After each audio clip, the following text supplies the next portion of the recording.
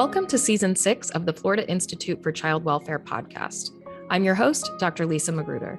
This season, we will hear from researchers, advocates, and folks with lived experience in child welfare. Through these conversations, we hope to gain insight on how to meaningfully co-create knowledge alongside those we aim to serve here at the Institute: children, families, and workers. Let's get started. Today, we're joined by Dr. Annette Simanton-Jones, an associate professor at the School of Social Work at University at Buffalo. Annette is leading the evaluation of a relational permanency pilot program called Follow the Love, otherwise known as FTL, which is being funded by the Institute. Hi, it's great to be here. Thanks, Lisa. Also joining us is Dr. Lisa Shelby, an associate professor at the Florida State University College of Social Work and an Institute affiliate. Lisa is a co-investigator on the FTL pilot. And I echo Annette. Thanks for having us. We're also joined by Elizabeth McGillen, Youth Wellbeing Program Coordinator at Family Support Services, or FSS, which is the lead community-based care agency in Northeast Florida. Elizabeth has been working with the FTL team as a facilitator, which we're going to learn more about today. Hey, happy to be included and invited. Great. Thanks so much for joining us, everybody. I'd like to start with you, Annette. So a couple of years ago, Dr. Elizabeth Winter, the executive director of the Selfless Love Foundation, approached the Institute for support related to implementing and evaluating Follow the Love. So Annette, I know you became involved because of your expertise in relational permanency. And I'd like to ask about the program itself shortly, but first, can you tell us a little bit about what relational permanency means? So relational permanence, I think most folks that are familiar with child welfare are familiar with what legal permanence is. And so that's a legal relationship that a child has either through reunification with their family, adoption, transfer of legal guardianship, which of course is very important in child welfare. And it's one of the key pillars of child welfare is ensuring permanence for youth. But increasingly in recent years, we've also paid attention to relational permanence. And as the term suggests, this is really thinking about those interpersonal connections that youth might have with adults that are really important to them. When we think about relational permanence, it's those lifelong, meaningful connections that youth have with the people in their lives. So oftentimes that might be with the family members, that could be with siblings or extended family. The work that I've done is really focused on the relational permanence, thinking about lifelong parent-like connections. So ensuring that a youth has that sense of belonging where they feel connected to a caregiver in a parent-like connection. And so when I use that term relational permanence, that's really what I'm thinking about. Great. And Elizabeth, your role at FSS is focused on youth well-being. So can you tell us a little bit about your role and then your perspective on the importance of relational permanency? Yeah, so in our youth wellbeing department, we kind of jokingly call ourselves Team Teen because we work with our 14 to 17-year-olds, preparing them for adulthood, whatever that might look like. Just like she just shared, there's different versions of what permanency might look like for our youth once they turn 18. It could look like aging out, which is the common term for going into our independent living services or kind of being on their own. Or it could look like they get adopted or they're reunified. But either way, we know those times in the teen years are important for preparing for that. So that's what our department focuses on through life skills work.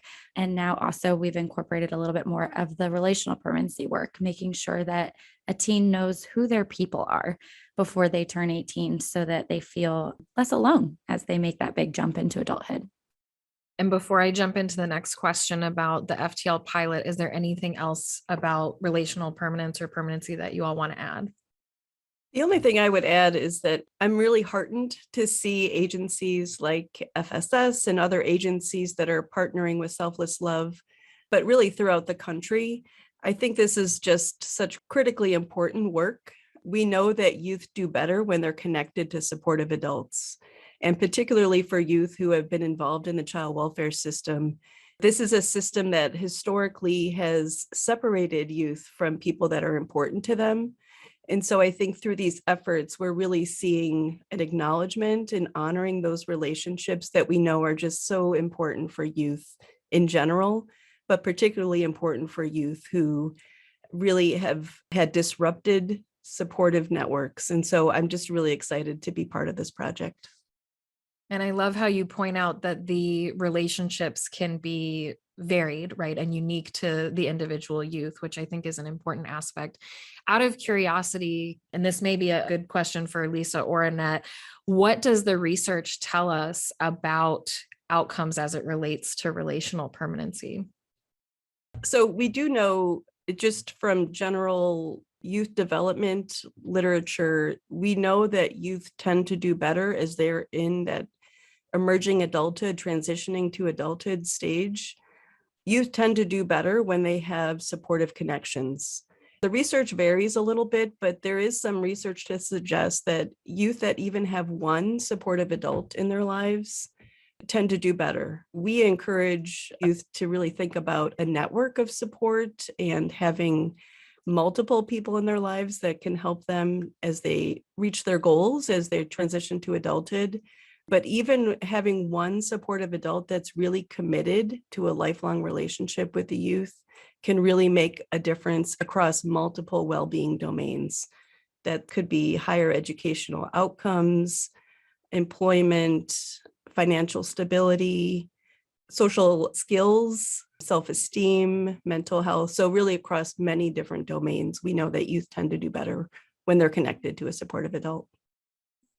And one thing I'd like to emphasize is that while we are talking today about a specific program that's geared towards young people in foster care, when we're talking about permanency, when we're talking about relationships and support, this is not something that should feel like rocket science. And I don't want to minimize the research that we're doing. But when we think about what the average 18-year-old is facing in life, most of them aren't prepared to be on their own. And even beyond 18, throughout adulthood, we are often focused on this concept of independence, but really society is very interdependent and we need one another.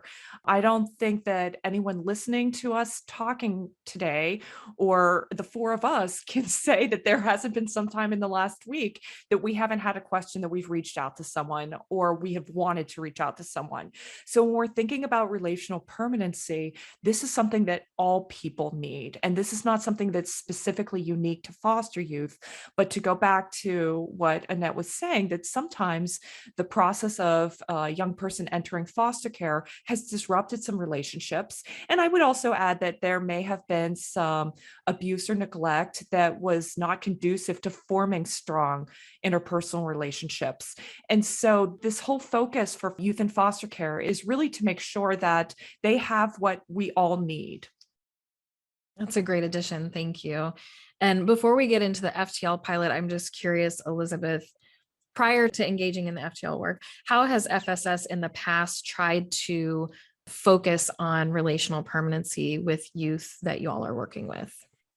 So, relational permanency prior to a lot of this conversation was kind of focused towards those legal permanency avenues. So, it was a lot of finding family members that they might have permanent living situations with, or at least mentors in their life. So we would have some mentor programs. We would set young people up with adults that could help them in education and career paths and things like that. But it did feel more targeted purpose rather than just a relationship for the purpose of a relationship. That's been an interesting shift that we've seen. And it's been a shift that we've been really happy to see, because not only are we still helping with all those other things, but we're also just helping these teens to know that they're not alone. They don't have to be scared to turn 18. They don't have to be scared that they're not going to have an adult to call when they have those questions that Lisa was talking about. And thank you for indulging my side questions. It's my curiosity. So, Annette, Lisa, now that we have an understanding of the need for relational permanency support, can you tell us a little bit about the Follow the Love pilot? Sure, absolutely. You already mentioned that Dr. Elizabeth Winter, through the Selfless Love Foundation, was really the leader in starting this pilot project. The Follow the Love pilot project is really, as the name suggests, is really meant to start thinking about relational permanence and thinking about how agencies can help support, strengthen those connections that youth already have. And so this pilot is really focused not on major investments or major changes in how agencies are doing the work, but really thinking about changing the perspective, changing the conversation, and hopefully changing the focus a little bit. As Liz mentioned earlier, really thinking about as you're working with youth in different capacities, whether you're a caseworker or an independent living worker, and making sure that we're having these conversations with youth, first of all, to identify people that are already really important to them and make sure that the agency is using resources to ensure that those connections are maintained. And then also hopefully to build on that in the long run is for youth who maybe do not have those connections, maybe their networks have been so disrupted that they really cannot identify supportive adults, that hopefully agencies are taking the time while they're working with youth to think about who they might connect a youth with. Maybe that's someone that they've lost connections with.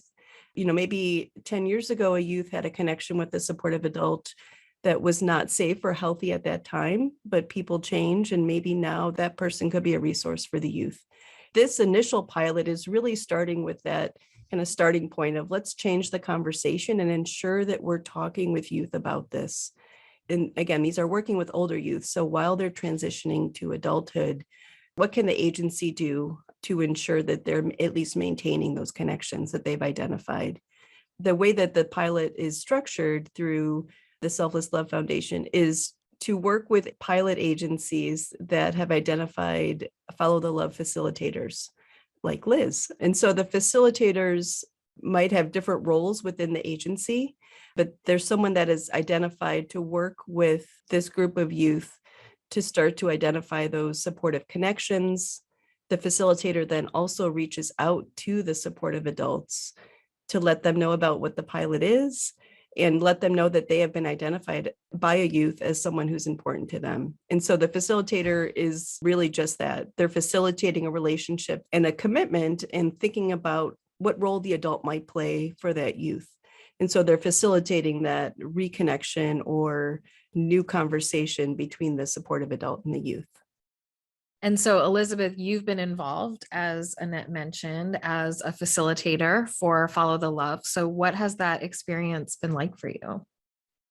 It has been eye-opening. It has been educational. It's been something I've been very grateful for in this year. I only took on my role a year ago, so it was great to start it early on in that role and get to experience kind of a growing knowledge along with Annette and Lisa of how these things can work and how they might not work. So it's been wonderful. There's definitely a broad spectrum of where our teens embrace this versus where there were some triggering moments. We're having conversations about who do you have, who's in your corner, can trigger a teen into awareness of those lost connections, of those feelings of, I don't know who I have. So we definitely experienced that too, but we experienced great joy with the program. We did have a handful of youth that were able to sign multiple pacts. Just like Annette said, it's a network, right? So these youth signed permanency pacts with these adults that had been identified as these connections. The adults were able to identify what long-term commitments they wanted to make to these young people. Anything from a home to go for the holidays, to a place to do laundry, to a person to talk to about career advice, or just a mentor to check in once a week, kind of a thing. So when it comes to that network, what's really important and what we tried to emphasize to the teen is, yeah, no one adult might be everything for you, but that's where we kind of learn to place these people. We learn, you might still have a great connection with mom, but she might not be able to give you education advice.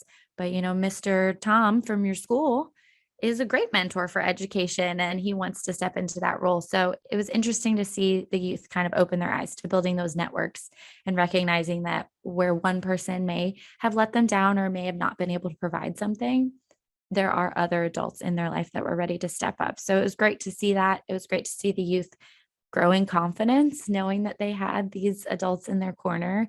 I know when we did one pact signing, it was the next day that that young man was on top of his applications for college, and he was calling us all a week later that he'd been accepted to a local program, and it motivated him to know that he had these people in his corner too. So that was great to see.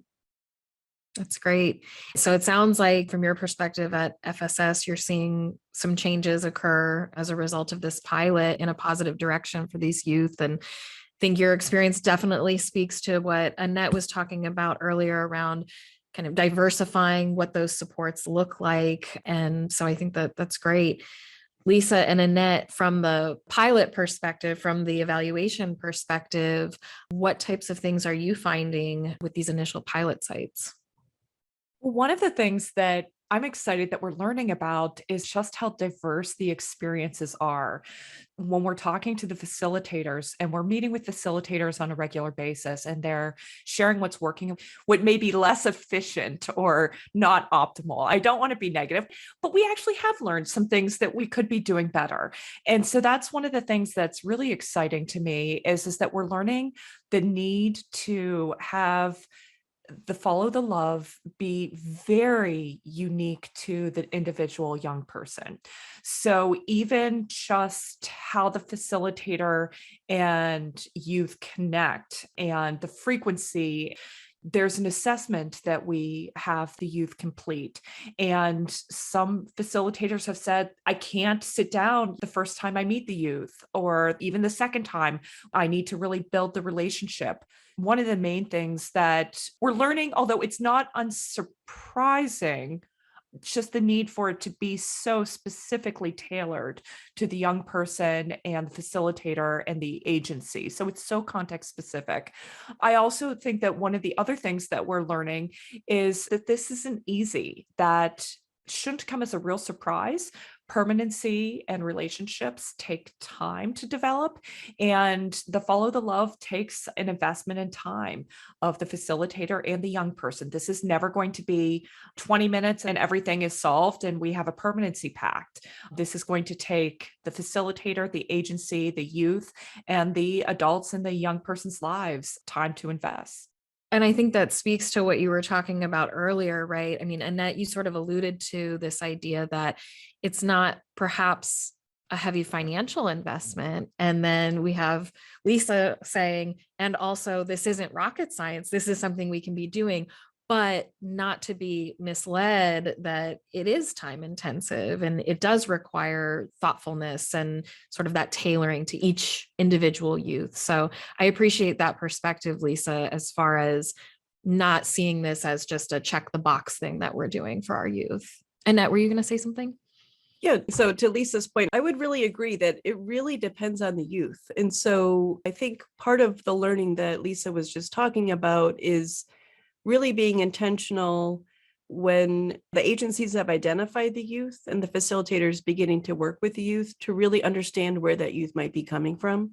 Again, there are youth that may already very clearly have an adult identified that they already have a connection with, and that just might need a little bit of support to have more intentional conversations about what that support looks like and to be very clear on that, versus, again, that youth that may really struggle to identify even one person who is not a paid, staff to work with them. And so there is this whole continuum. And so for this pilot, I think we're focused on how to integrate this into the work of agencies. There are other models out there, and I think we're already talking about also identifying youth in that second group that really are struggling to figure out who even one supportive adult is. And so thinking through other models out there, there are other family search and engagement that are more intensive models. For some kids, there might be that higher investment and really making sure that supports are in place for those youth who have difficulty identifying supportive adults.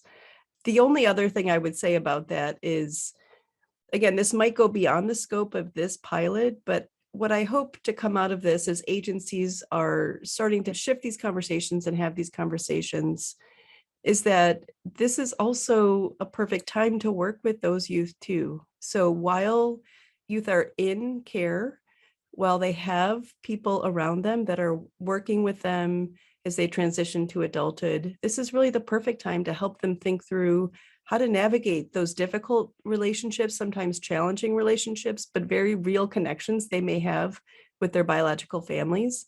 We know many youth that age out of foster care, if they don't have a permanency plan, will absolutely go back to their biological families.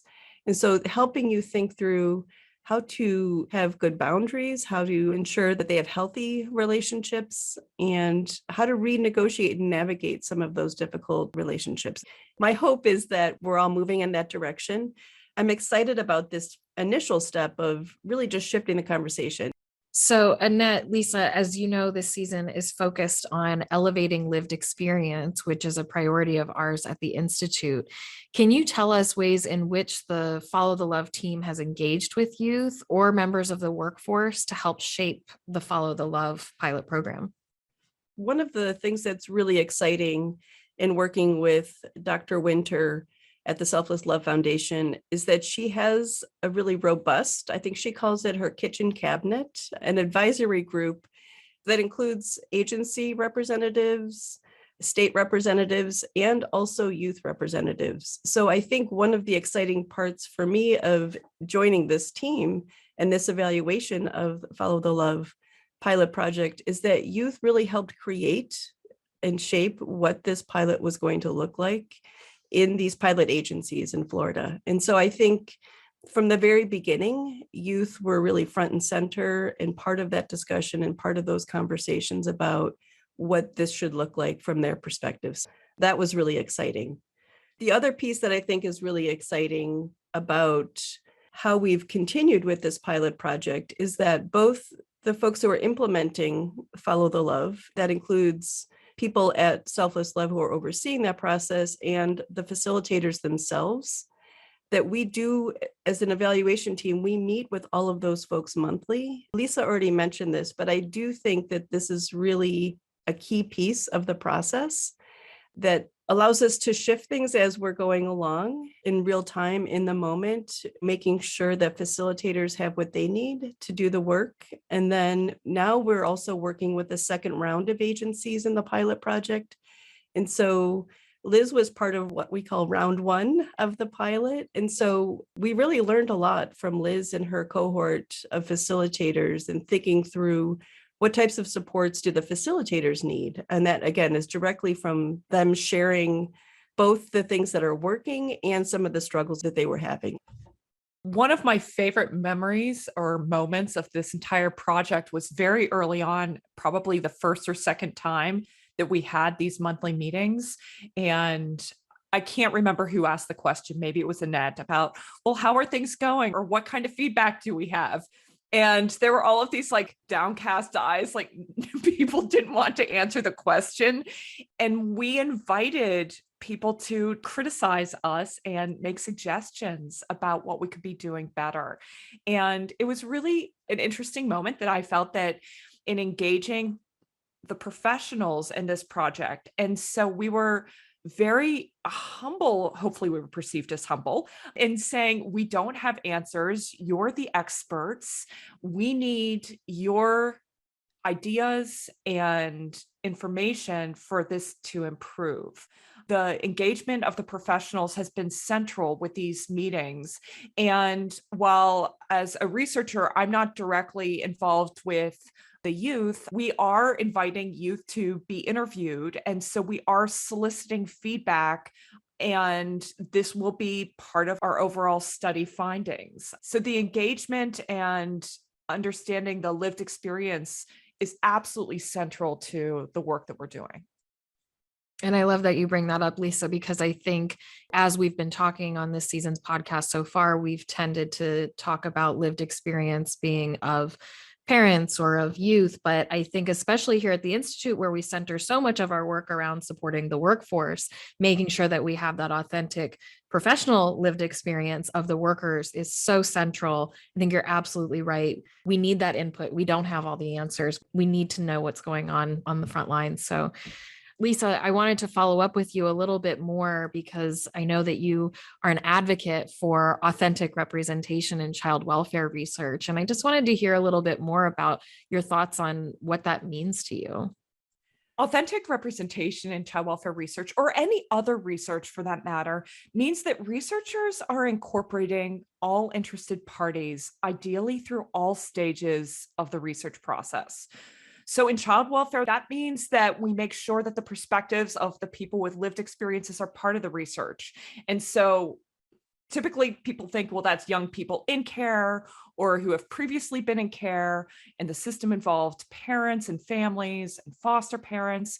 And as we just talked about, the child welfare professionals and administrators, but even other interested parties. So thinking broadly about those who are interacting with these children and families and professionals. So that could be teachers, lawyers, these could be judges, medical professionals. So I want to stress that when I'm arguing for the need for authentic representation and research, that this is not just qualitative research when these different groups of people are interviewed by researchers. It is something that we need to consider. In fact, I would argue that it's necessary to consult with various interested parties across the research process. So that can start with the formation of the research agenda and determining research questions, identifying the sample. It can be decisions about data collection that can be informed by people with lived expertise, as can the data analysis. And then the interpretation of the results and the implications for policy and practice also absolutely need to include people with lived experiences. Often researchers are drawn to the population for many different reasons. And we may have some personal experience, but we may not. And it's just a passion. It's about social justice. It's about equity. There's lots of reasons that we do this research. If we are excluding people who have the lived expertise and experience, then we're potentially getting it wrong. And it is so much better for everyone if it's intentionally included from the beginning and throughout the entire research process. I love what Lisa said. One of the key pieces of this pilot is actually the use of the Permanency Pact. Liz mentioned that earlier, but the Permanency Pact was developed by the Foster Club. So it was fully developed by youth with lived experiences. It was a group of youth who really identified the specific kinds of support that we need as we make that transition to adulthood. And so Liz mentioned a couple, do I have a place to go for the holidays? Do I have someone to help me with my educational plan or applying to colleges? So there's, I think, 45 different items that really span all different types of support. But again, I just want to honor and kind of acknowledge that that was directly from youth with those lived experiences that helped us, professionals and researchers, figure out what is most important. So, Lisa, what are some best practices for other researchers to consider when doing this work? The biggest priority that I have for best practices is about compensation for those with lived experiences. It is unethical to ask people with lived experiences to be part of the research team without some form of compensation. I'm specifically talking about financial compensation and making sure that if we are asking them to be experts, that they are compensated for their ideas. We have to respect all that they bring. And in addition to compensating them financially, I think that we need to make sure that we're disseminating the findings. And I would argue that it's, once again, unethical if we conduct child welfare research simply for the purpose of getting a publication and an esoteric study. We need to be action-oriented and seeking knowledge that directly informs policy and practice. And it's probably another podcast thinking about how research policy practice partnership models can bring together the different groups and interested parties along with the people with lived expertise. But this is the direction that I think we really need to be heading if we're going to do authentic research. If we're going to do research that has authentic representation of people with lived experiences, because this is what is needed for us to use local data and answer questions that policymakers and practitioners need to best serve and work with children and families and communities. And I've had conversations with other researchers too around this idea that providing these opportunities for youth, parents, workers to share their lived experiences, the more opportunities they have and the more exposure that they get to their comfort level, they do get a sense of expertise, right? And they are then able to more effectively utilize their experiences should they want to go on and work with policymakers or continue their relationship with researchers and advisory councils and those types of things. So in addition, I think to the financial compensation, I loved what you said, Lisa, around involving them at every stage so that they're also gaining skills from this and understanding the process and can understand how their voice is being incorporated into this work. Absolutely. These skills are transferable. And the other thing that I would add is the skills are transferable for the people with lived expertise who are getting involved. It can be empowering, and they can also be promoting change that they see is necessary. The issues are different looking from the inside, from the outside. I think it's really important and an exciting opportunity. And I'm thrilled that it's part of what we're doing with the Follow the Love pilot project. And I'm pretty excited that this continues to be a priority for the Institute. Any other best practices that you wanted to mention? The last best practice is one that is constantly hard for me, but when we're finding people with lived experience, we need to dig deep. It's not necessarily the first person who we have the contact information for that we talk to. We want to talk to people who are harder to reach. We want to engage with them, and we want to engage with people that may have things that we are going to find uncomfortable to hear. We want to talk to people who haven't had great experiences. We want to talk to people who maybe the systems should have served and didn't, or that they served in a way that wasn't healthy or helpful. So making sure that you know that you're doing it right when you're hearing some things that are making you uncomfortable. That would be another piece of advice or best practice that I'd recommend, and fully acknowledge that it's hard to do.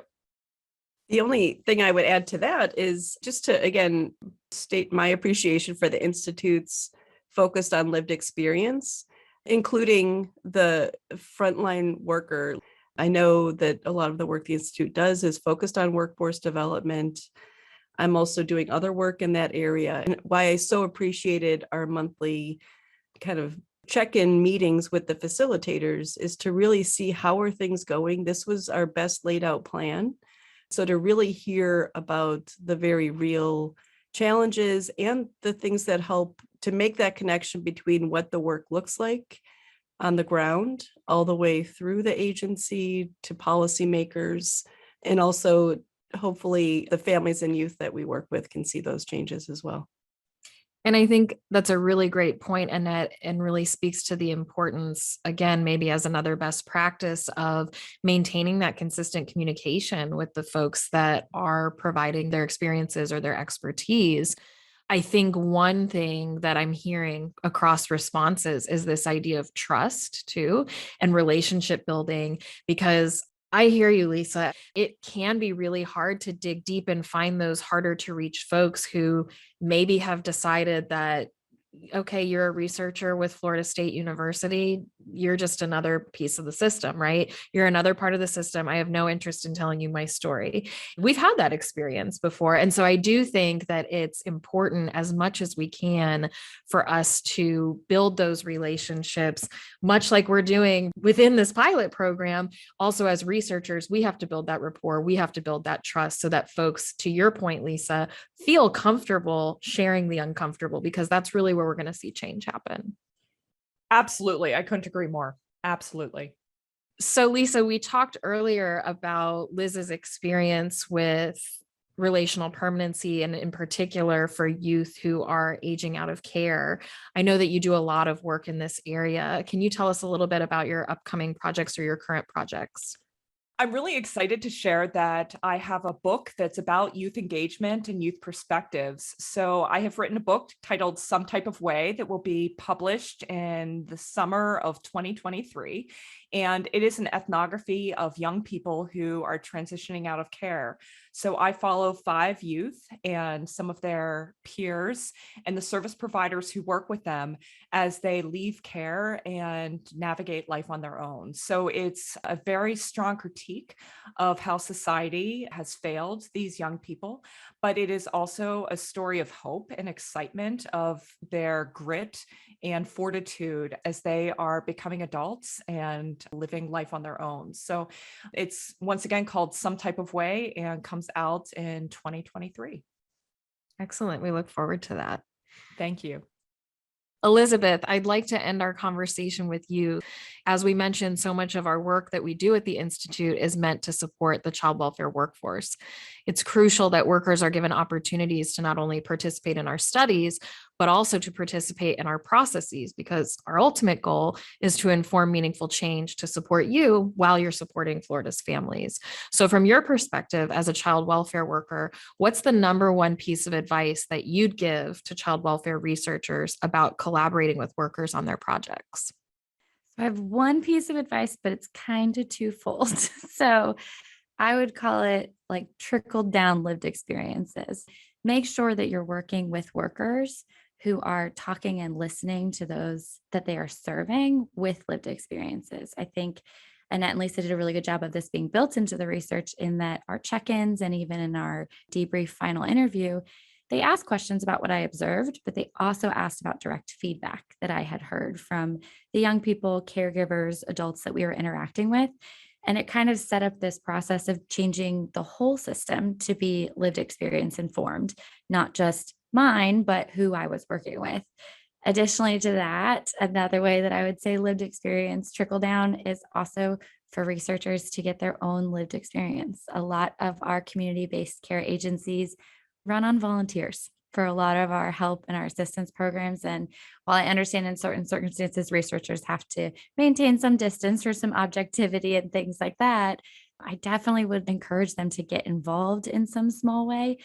Obviously, I'd encourage anyone to become a foster parent, but if they can't get that far, volunteer at a drive that we're doing or something like that. So you get your own lived experience. And like Lisa said, there might be many different reasons that brought you to research in this area, but at least it gives you some kind of personal investment where you have your own experience working with the agency. I'd like to thank all of our guests for sharing their knowledge and experiences with us today. If you're interested in learning more about this episode and our guests, please visit our website at www.ficw.fsu.edu. You can also follow the Institute on Facebook, Instagram, Twitter, and LinkedIn at FSU Child Welfare. Thank you to our executive producer, Mariana Tutwiler, our assistant director of communications, Emily Joyce, and our audio engineer and editor, Izzy Kring. And finally, thanks to all of you for tuning in today. I'm Dr. Lisa Magruder for the Florida Institute for Child Welfare.